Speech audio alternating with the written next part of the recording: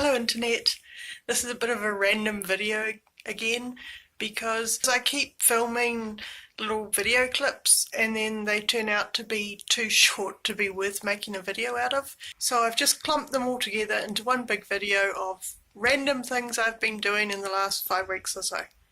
Enjoy!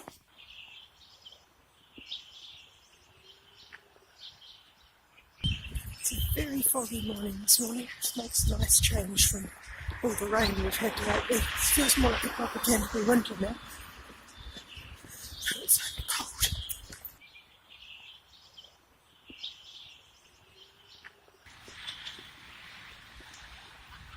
I can hardly even see the other side of the park. I have nothing to say in this video, I just want to take some pretty pictures of the fog.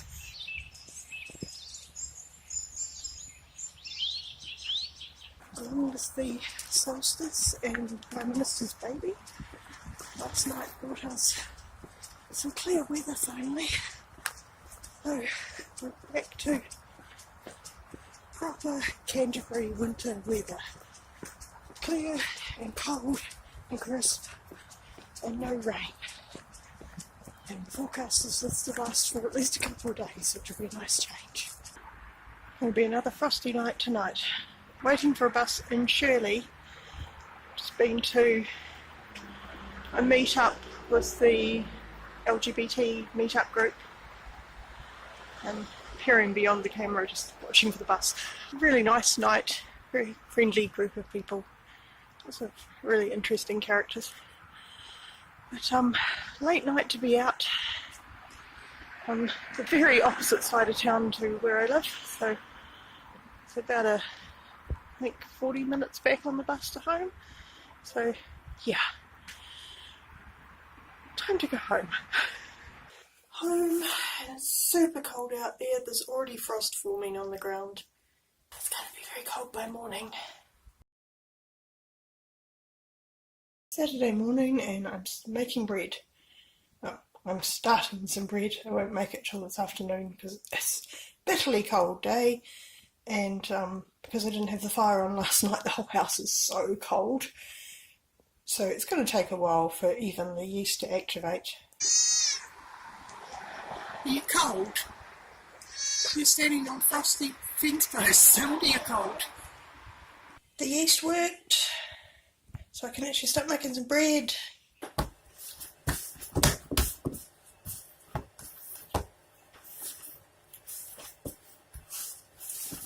My camera doesn't get covered in bread dough, I'll be amazed.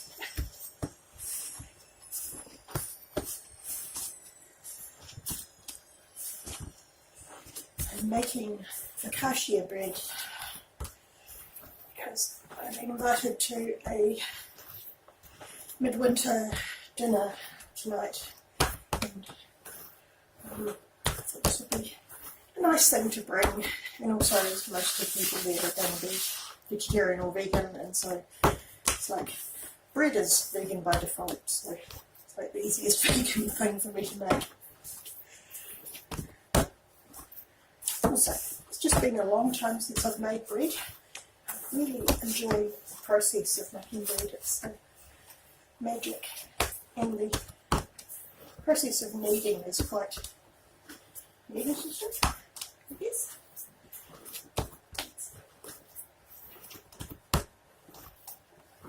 It's like you're really putting yourself into the bread.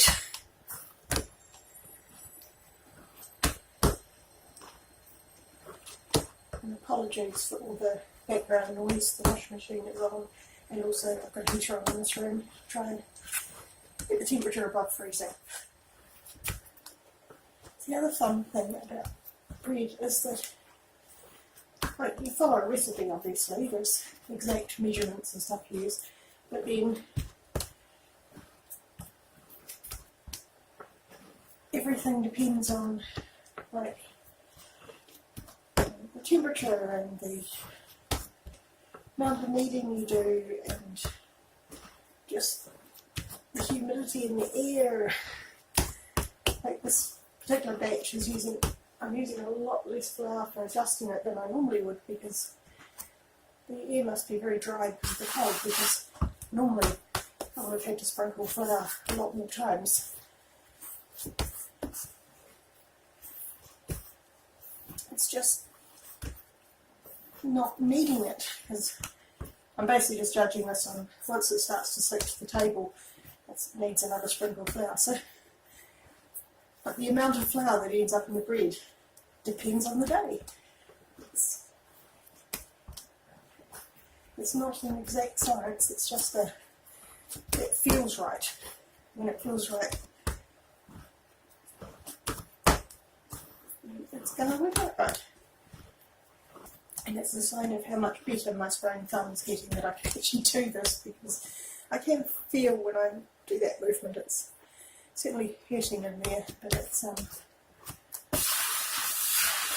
I couldn't have done that a couple of weeks ago.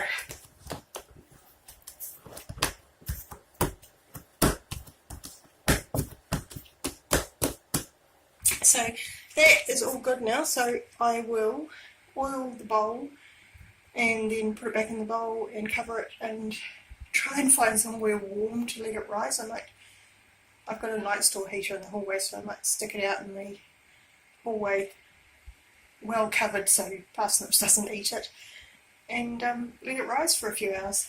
Okay, this is the before shot. And here's the after photo. It is a whole lot bigger now.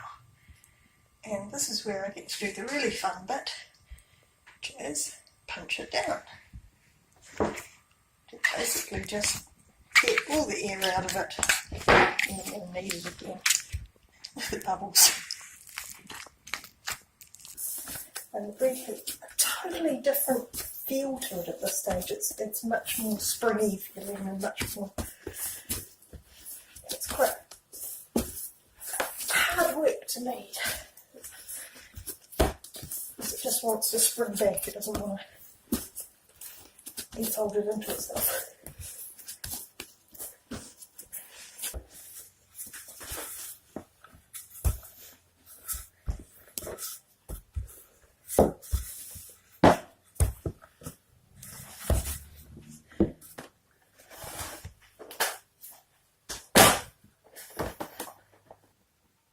So there it is, all rolled out sort of on the baking tray. Now it gets to rise for a little bit longer just to get some air back into it. It has risen a wee bit, so I can finish it off now. So I just poke holes in it basically. Okay, poked full of holes to give it the focaccia texture, and sprinkled with a bit of sea salt and rosemary, and ready to go in the oven. Bread!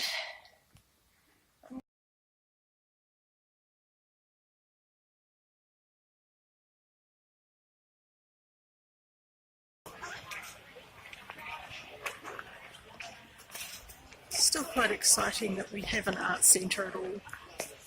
These buildings were really badly damaged during the 2011 earthquakes, but they're slowly being restored. Okay, so it's not quite as ancient as some of the stuff we saw in France, but that doesn't matter. For Christchurch it's old and exciting.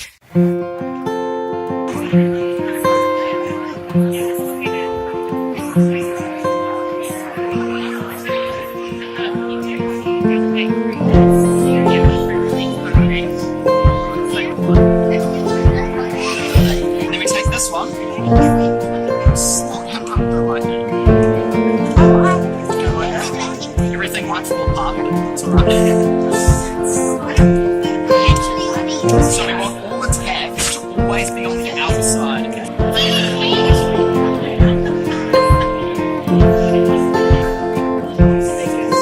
It's you.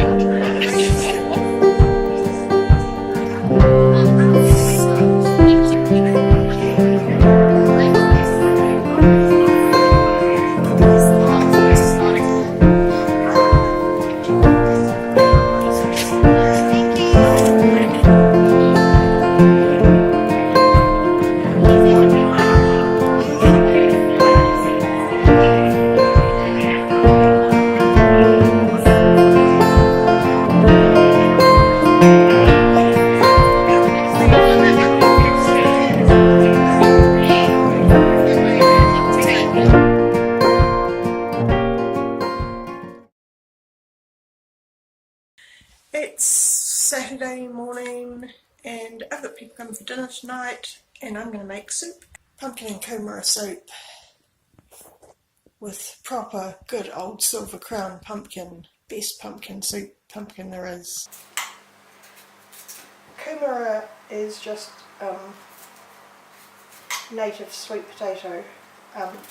It's actually very similar to the American sweet potato because it comes from the same place. It's they think it came originally from South America because the theory goes that the Pacifica people came from South America originally and migrated through the Pacific, and eventually some Pacifica people migrated to New Zealand and became the Maori. Okay, here's the bit where you're probably going to see if you can't cut their fingers off. Silver crown pumpkin is the hardest substance known to humanity. It is seriously solid stuff. But it is a really good tasting pumpkin. But this is the classic Kiwi pumpkin. The first cut's always the hardest one. Just getting that split in half thing. See? Pumpkin! I'm exhausted already.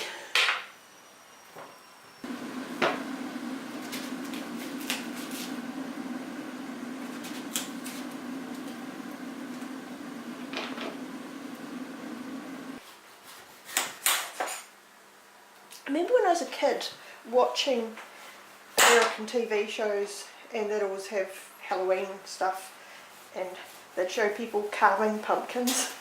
And I could never figure out how they would manage to carve the pumpkin because I was imagining a crown pumpkin in my head and thinking, how could you ever carve that thing? Because it's just, they're so hard. And I thought all pumpkins were like that. I was really surprised to find out that Halloween pumpkins are actually much softer and much thinner flesh, so you can carve them, but you definitely never carve a silver crown into a beautiful shape. Okay, that's a bit full, that pot. I may have gone a bit overboard with the amount of pumpkin I used, but it was actually the smallest pumpkin they had in the bin at the supermarket. It'll reduce down once it's cooked a bit. Okay, this has been simmering away for an hour or two, I don't know. I just went away and did other stuff and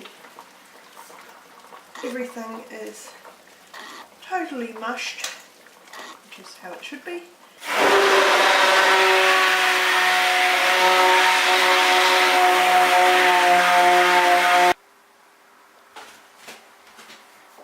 Here's finished pumpkin soup.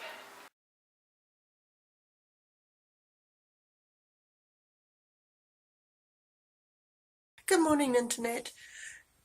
It's Saturday morning. It's very, very, very cold. It was -2 when I got up and there's still a lot of frost on the ground.